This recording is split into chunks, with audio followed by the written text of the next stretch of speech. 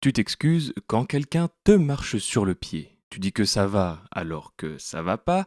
Et quand quelqu'un hausse le ton dans la pièce d'à côté, ton corps se fige avant même que ton cerveau comprenne. Si tu te reconnais, c'est peut-être pas ton caractère, c'est peut-être une trace. Dans cette vidéo, je te montre 10 signes que tu as vécu des moments difficiles, même ceux que tu as rangés dans la case, c'était pas si grave. Et pour chaque signe, je te donne deux trucs. Pourquoi il s'est installé et le premier pas concret pour t'en libérer. Et reste jusqu'au numéro 10, c'est celui qui surprend tout le monde. C'est une dinguerie. Un truc important, je suis pas psy. Et cette vidéo, c'est pas un diagnostic, c'est une carte. Le but, c'est pas de te coller une étiquette, c'est de mettre des mots sur des trucs que beaucoup portent sans savoir d'où ça vient. Allez, premier signe. 1. L'excuse permanente. Tu dis pardon pour tout. Pardon de déranger, pardon de poser une question, pardon d'exister à peu près. Ton collègue Julien te bouscule à la machine à café et c'est toi qui t'excuses. Toi, tu t'excuses combien de fois par jour? Quand aujourd'hui, le résultat risque de te choquer. Pourquoi? Parce qu'à une période de ta vie, prendre de la place, c'était risqué. Quand tu grandis avec quelqu'un d'imprévisible ou colérique, tu apprends un truc. Plus je suis petit, moins j'ai de problèmes. L'excuse vient d'un réflexe de sécurité, une façon de dire je suis pas une menace. Sauf que la menace est partie depuis longtemps et le réflexe est resté. Le premier pas est presque magique. Remplace pardon par merci. Au lieu de désolé pour le retard, tu dis merci d'avoir patienté. Même situation, mais tu passes de coupable à reconnaissant. Et à force, ton cerveau enregistre j'ai le droit d'être là. 2. L'humour bouclier. Le deuxième, c'est le préféré de tout le monde en soirée. La personne la plus drôle du groupe, celle qui a une vanne sur tout, surtout sur elle-même. On s'approche d'un sujet sérieux, elle dégaine une punchline, tout le monde rigole, sujet suivant. Perso, j'ai longtemps été ce mec-là et je sais à quoi ça sert. L'humour, c'est un videur de boîte de nuit posté devant tes émotions. Personne ne rentre. Les chercheurs appellent ça l'humour d'évitement. Tu as appris, souvent tôt, que tes émotions dérangeaient ou qu'elles ne servaient à rien. Alors, tu les as transformées en spectacle. C'est brillant, honnêtement. C'est aussi épuisant parce que le clown n'a jamais le droit de faire une pause. Attention, être drôle, c'est une qualité. Le signe, c'est quand tu es incapable d'être sérieux sur toi-même, même 2 minutes, même avec les gens que tu aimes. Le premier pas, la prochaine fois qu'un proche te demande sincèrement comment tu vas, réponds une vraie phrase avant la vanne, une seule.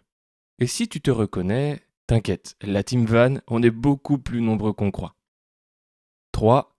Le besoin de plaire à tout le monde. Le troisième, c'est le besoin de plaire à tout le monde tout le temps. Toi, ça t'arrive souvent de dire oui alors que tout ton corps hurle non? Sois honnête 2 secondes. Tu devines l'humeur des gens avant même qu'ils parlent et tu t'adaptes. Manon veut aller au resto japonais, toi tu détestes le poisson et tu t'entends dire ah ouais, super idée. Bah non, c'était pas une super idée, mais c'est sorti tout seul. Ça vient d'une réponse de survie qu'on connaît mal. Tout le monde connaît fuir ou combattre, mais il existe une troisième option, apaiser. Quand tu peux ni fuir ni te défendre, la stratégie devient rendre l'autre content pour désamorcer le danger. Et des années plus tard, tu confonds encore être aimé et être utile. Le premier pas, c'est pas de dire non du jour au lendemain. Ça, c'est le niveau final. C'est de gagner du temps avec une phrase. Je te redis ça demain. Ça casse le oui automatique et ça te laisse le temps de te poser une question révolutionnaire. Est-ce que moi, j'en ai envie? 4. Le compliment qui glisse. Quelqu'un te dit t'as fait un super boulot et toi tu réponds oh, n'importe qui aurait pu le faire. Quelqu'un te dit tu es important pour moi et tu changes de sujet ou tu fais une blague, on en a parlé au numéro 2. Les compliments et l'affection, chez toi, ça glisse comme sur une vitre, rien ne rentre. Et c'est logique. Si, à une période de ta vie, la gentillesse était rare, conditionnelle, ou pire, si elle annonçait quelque chose, ton cerveau a classé la douceur comme suspecte. Alors, aujourd'hui, quand on t'offre de l'affection gratuite, ton système d'alarme dit c'est louche, refuse le colis. Le premier pas tient en un mot. Dis merci. Juste merci. Pas merci mais, pas de justification. Les premières fois, c'est physiquement inconfortable et c'est normal. C'est ton cerveau qui apprend que recevoir, c'est pas dangereux. Si tu connais ce malaise, écris juste merci en commentaire, on se reconnaîtra entre nous. 5. Le besoin de tout contrôler. Le cinquième, c'est celui qu'on confond avec un trait de caractère, le contrôle. Tu planifies tout. Les imprévus te mettent dans un état pas possible. Un simple faux qu'on parle sans précision et ton cerveau génère 42 scénarios catastrophes en 10 secondes. Les vacances, en mode on verra sur place, pour toi, c'est pas des vacances, c'est une prise d'otage. Toi, t'es plutôt programme minuté ou team improvisation totale. Derrière le besoin de contrôle, il y a presque toujours la même histoire. Quelque part dans ton passé, l'imprévisible t'a fait mal. Une maison où l'ambiance pouvait basculer sans prévenir, une période où tout pouvait s'écrouler du jour au lendemain. Ton cerveau en a tiré une équation. Imprévu égale danger. Alors il verrouille tout.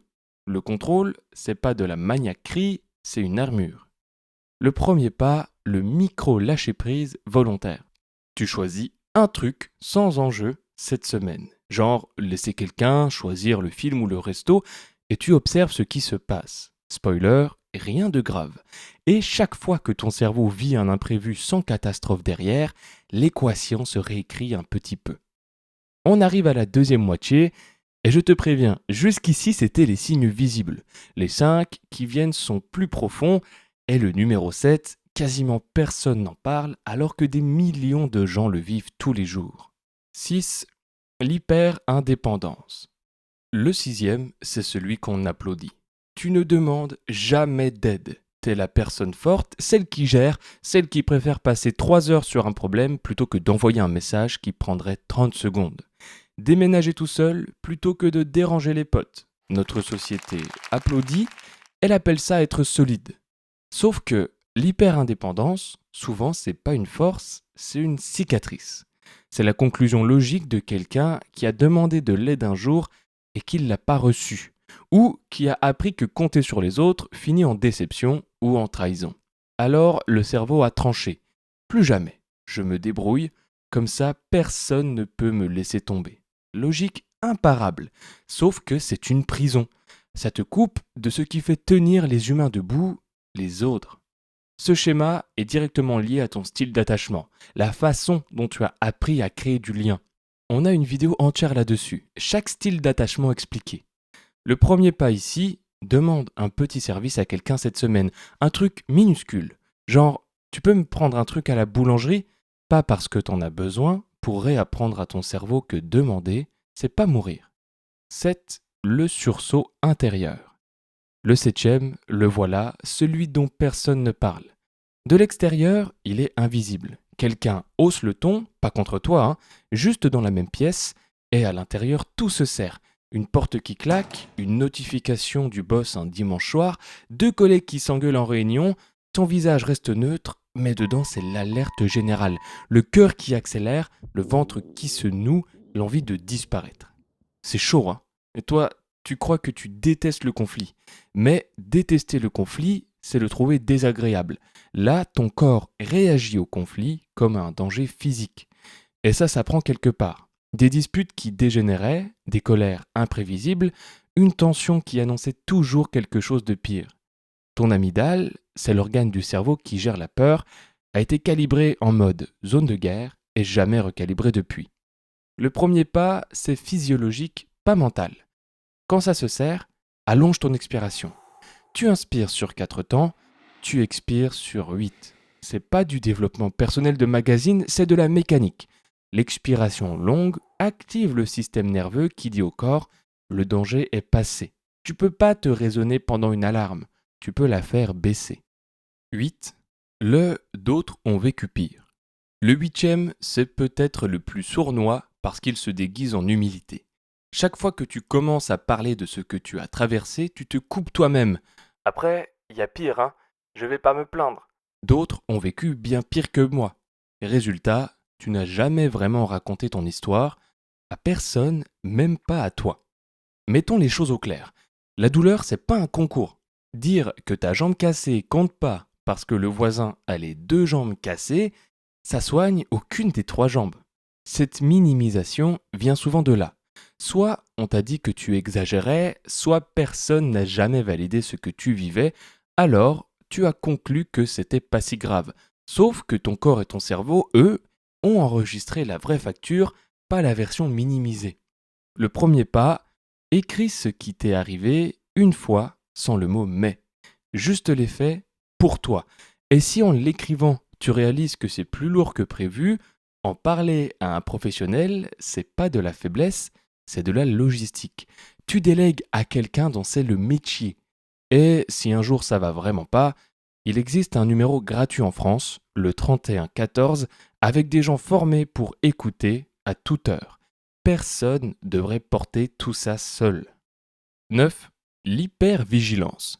Le 9e, c'est le grand frère du sursaut du numéro 7, mais en version permanente.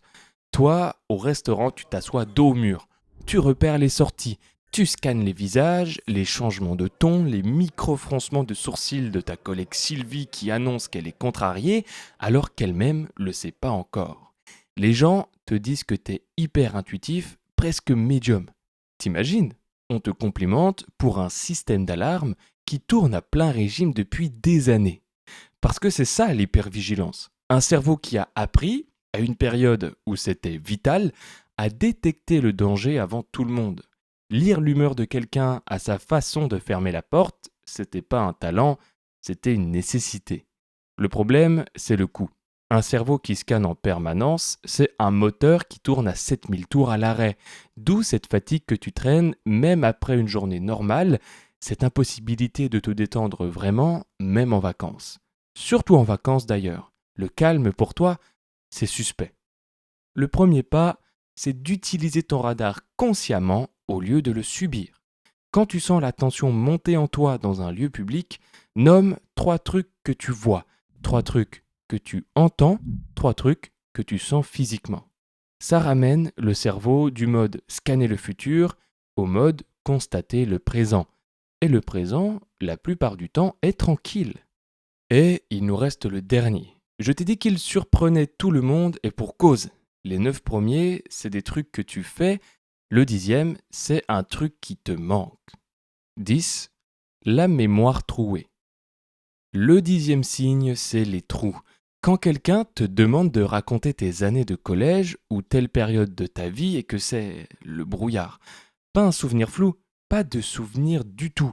Des mois, parfois des années entières, dont il te reste 3 images et un vague malaise. Pendant que ton pote se rappelle le prénom de sa maîtresse de primaire et le goût du gâteau de la cantine, toi, t'as des chapitres entiers en page blanche. Longtemps, j'ai cru que c'était juste avoir une mauvaise mémoire, mais la recherche sur le stress est claire là-dessus. Quand tu traverses une période trop dure, le cerveau a un mécanisme de protection radical, la dissociation. En gros, il baisse le volume de l'enregistrement pour que tu puisses continuer à fonctionner. C'est un fusible. Il t'a probablement sauvé à l'époque. Le truc à comprendre, et ça change tout, ces trous, c'est pas un défaut de ta mémoire, c'est la preuve qu'elle a fait son travail de garde du corps. Le premier pas est contre-intuitif. Ne force pas. On part pas à la pêche aux souvenirs tout seul. Ce travail, s'il doit se fait accompagné d'un professionnel. Ton premier pas à toi, c'est d'arrêter de te juger pour ces pages blanches.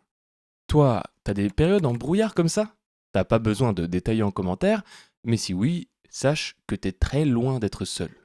Un dernier truc, ces signes, c'est pas des défauts, c'est des stratégies de survie qui ont marché. T'es pas cassé, tu t'es adapté. Et tu peux enlever l'armure, une stratégie à la fois. Abonne-toi, et pour repérer ce qui réveille ces réflexes autour de toi, chaque type de personne toxique expliqué, à plus.